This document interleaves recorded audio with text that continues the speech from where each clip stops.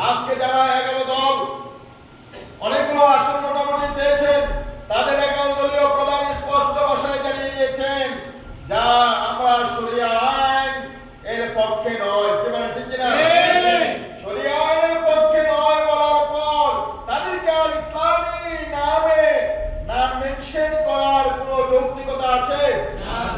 অতএব আমি মনে করি বাংলাদেশে যতগুলো দল আছে, যতগুলো সংগঠন আছে, যতগুলো মার্কা আছে, যতগুলো প্রার্থী আছে, বিজয়ী দল হলো ইসলামী আন্দোলন বাংলাদেশ।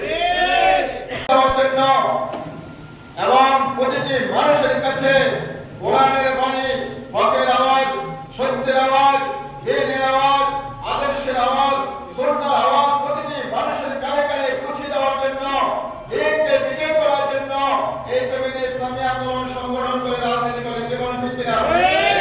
আপনারা জানেন বিগত নির্বাচনে কয়েক ডজন রাজনৈতিক সংগঠন নির্বাচন করেছে। কেউ ভোটে জয়ী হয়েছে, কেউ ভোটে পরাজয় হয়েছে, কেউ পার্লামেন্টে গিয়েছে, কেউ পার্লামেন্টে যাওয়ার অধিকার অর্জন করে নাই।